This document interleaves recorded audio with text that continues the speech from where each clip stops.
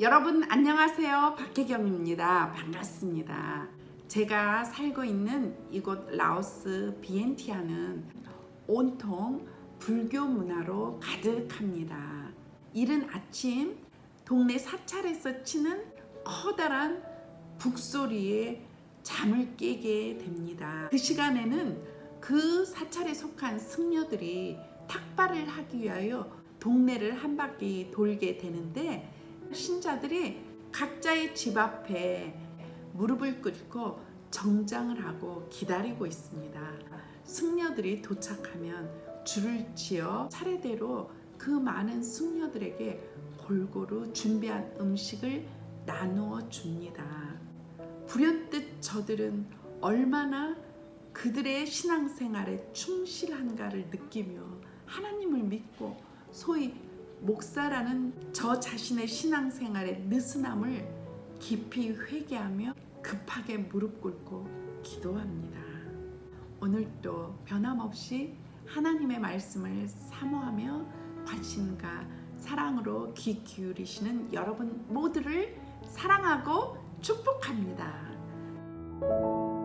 지난 시간 메시아 아기 예수님의 탄생의 소식을 가장 먼저 전해 들은 예수님의 첫 증인은 목자들이었습니다. 그러나 알고 보니 그들은 조상 대대로 경건하고 신실하게 살기 위하여 광야 생활을 고집하며 오실 메시아를 기다리고 목축업에만 종사하고 살던 레갑의 후예들이었습니다. 하나님의 말씀을 믿고 기다리며 살던 사람들답게 메시아 탄생의 소식을 받자마자 바로 예수님을 만나러 달려나가는 그들의 모습을 통해 하나님의 큰 은혜를 받는 비결은 말씀을 듣고 믿고 바로 순종하는 것임을 다시 한번 깨닫게 되었습니다. 오늘 나눈 하나님의 말씀은 누가복음 2장 21절에서 24절 말씀이며, 그 제목은 말씀하신 대로 라고 정해 보았습니다. 본문 말씀 제가 봉독하겠습니다. 할례할 8일이 되매 그 이름을 예수라 하니 곧 잉태하기 전에 천사가 일컬은 바로라. 모세의 법대로 정결 예식의 날이 참에 아기를 데리고 예루살렘에 올라가니 이는 주의 율법에 쓴 바 첫 해에 처음 난 남자마다 주의 거룩한 자라 하리라 한 대로 아기를 주께 드리고, 또 주의 율법에 말씀하신 대로 산비둘기 한 쌍이나 혹은 어린 집비둘기 둘로 제사하려 함이더라. 아멘. 누가복음 2장 21절에서 24절 말씀은 짧은 말씀으로 마리아와 요셉은 아기 예수님이 태어난 지 8일이 되는 날 할례를 하였고, 할례하는 날 천사가 전해준 대로 아기의 이름을 예수라고 하였습니다. 그리고 율법에 기록된 대로 정결 예식의 날이 되자 아기를 주께 드리기 위하여 아기 예수님과 함께 예루살렘 성전으로 올라갔으며, 주의 율법에 말씀하신 대로 산비둘기 한 쌍이나 혹은 어린 집비둘기 둘로 제사할 것이라는 내용의 말씀입니다. 사절로 구성된 짧은 본문 말씀은 특별한 감동도 깊은 교훈의 말씀도 없는 밋밋한 일상의 보고서인 듯 합니다. 그러나 각 절마다 반복되는 모세의 법대로 주의 율법에 쓴 바, 주의 율법에 말씀하신 대로 이렇게 매 절마다 반복하여 같은 말씀을 되풀이한다는 것은 특별히 이 말씀을 통해 강조하고 싶은 것이 있다는 것을 발견할 수 있습니다. 1960년대 한국 사회를 떠들썩하게 했던 한 천재 소년이 있었습니다. 5살에 4개 국어를 했고 6살에는 미적분을 풀고 7살에는 일본에 건너가 IQ 검사를 했는데 210이라는 숫자가 나와 기네스북에 등록까지 했습니다. 8살 때 미국의 러브콜을 받아 콜로라도 주립대학에서 핵 물리학, 열 물리학의 석박사 과정을 수료했다고 합니다. 그는 12살 때부터 9년 동안 나사에서 연구원으로 근무하였습니다. 그분의 성함은 바로 김웅용 씨인데, 그가 18살 청년기가 시작되자 삶에 대한 갈등과 정체성을 찾고 싶은 깊은 욕구로 인하여 갑자기 한국으로 돌아오게 되었습니다. 한국으로 돌아와 미국에서의 자신의 화려한 경력으로 어디든지 지원하면 대학에서 가르칠 수 있는 일을 할 수 있을 것이라 기대했습니다. 그러나 지원하는 곳에서 자신의 학위를 입증할 수 있는 증명서를 요구했습니다. 그때까지 그는 대학은 물론이고 초, 중, 고에 이르기까지 정상적인 정규 과정을 거치지 않아 졸업장을 하나도 가지고 있지 않았습니다. 그는 처음부터 다시 시작해야 했습니다. 검정고시를 거쳐서 대학 생활을 시작하였는데, 처음으로 가장 평범한 신분을 통해 가장 정상적인 것을 느끼게 되었고 희망도 갖게 되었다고 합니다. 그렇게 시작한 대학 생활에서 그는 일상생활에 필요한 지식이 전혀 없어 늘 모자란 사람의 취급을 받게 되었었고, 무엇보다 아쉬웠던 것은 함께 추억을 나누며 같은 시대를 같이 살면서 지냈던 친구가 하나도 없었던 것이라고 했습니다. 평범한 일상생활을 통해 주는 큰 힘과 행복이 무엇인지 알게 되었다고 했습니다. 우리의 신앙생활에 있어서 하나님을 만나는 특별한 체험이나 신비한 일은 참으로 중요하지만, 그것보다도 더 중요한 것은 그런 일을 경험한 후에 일상으로 돌아가는 것은 더 중요하다는 것을 오늘 본문 누가복음은 강조하고 있습니다. 지난 시간 등장하였던 목자들도 천사를 대면하였고 천사들을 통해 말씀을 직접 들었고 천군과 천사의 은혜스러운 대찬양의 소리도 보고 들었습니다. 그리고 그 말씀에 근거하여 구유에 누인 아기 예수님도 만났지만 어떤 말도 흥분도 하지 않았습니다. 자신들의 사명을 다 마치자 그들은 다시 자기들의 일터로 돌아갔다고 성경은 한마디로 기록하고 있습니다. 그렇지만 그 말이 주는 메시지는 대단한 것입니다. 목자들이 그들의 일터로 돌아갔다는 말씀에 이어 마리아와 요셉이 보여준 일상의 행동들에 대한 오늘의 말씀 역시 이런 뜻을 강하게 내포하고 있습니다.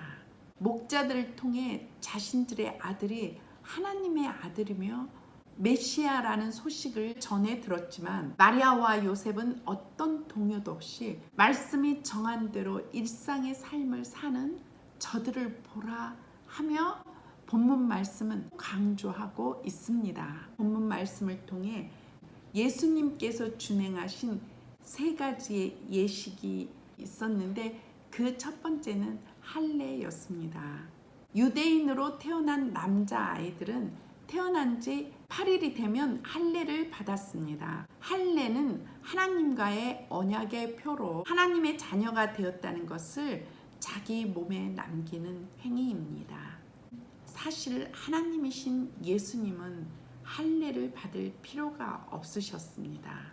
그러나 몸소 할례를 받으신 것은 갈라디아서 4장 4절에서 5절 말씀이 증명해 주시는 대로 때가 차매 하나님이 그 아들을 보내사 여자에게서 나게 하시고 율법 아래에 나게 하신 것은 율법 아래에 있는 자들을 속량하시고 우리로 아들의 명분을 얻게 하려 하심이라. 예수님께서 할례를 받으신 것은 바로 인간을 대표하셔서 속죄물이 되심으로 온 인류를 구원하시기 위하심이었습니다. 이스라엘 사람들은 할례 받을 때 그 이름도 짓게 되었는데 예수님도 할례를 받고 예수라 했다고 했습니다.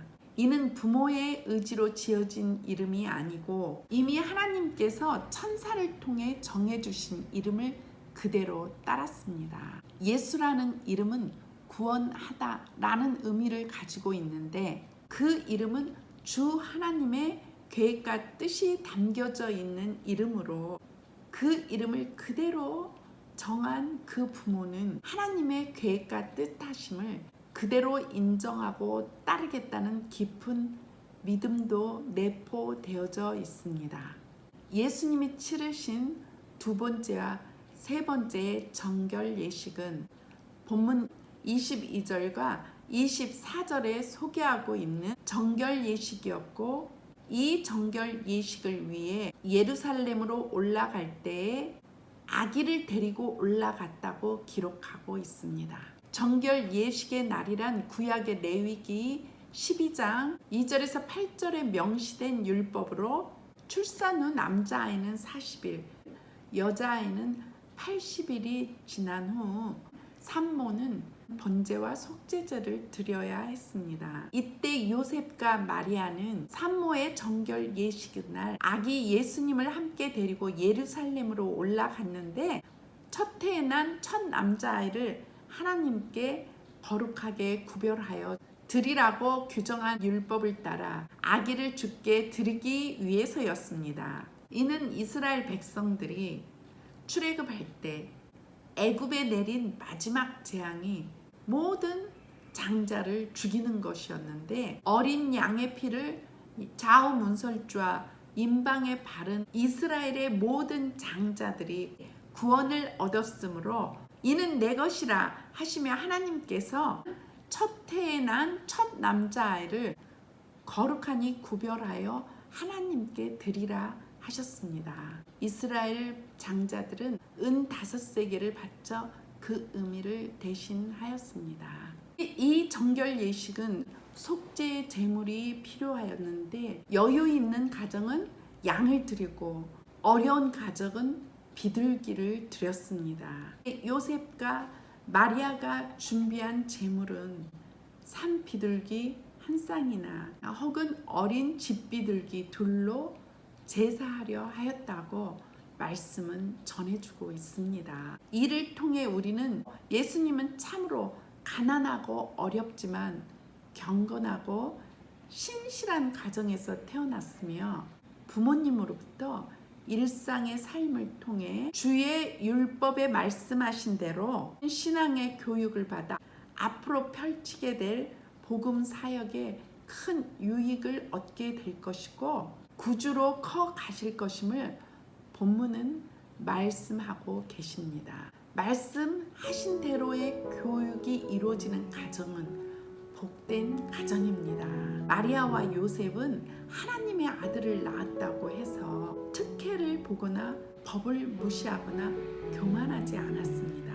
그들은 일상의 삶의 틀에 성실하고 신실하게 말씀에 순종하며 당시 태어난 아이들이 마땅히 지켜야 할 신앙의 과정들을 그대로 아기 예수님께 행하셨습니다.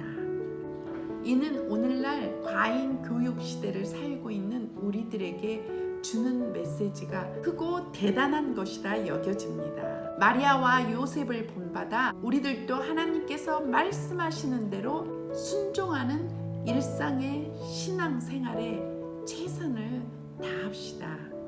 자신도 모르는 좋은 습관이 인생을 바꾸었다는 글을 읽어본 적이 있습니다.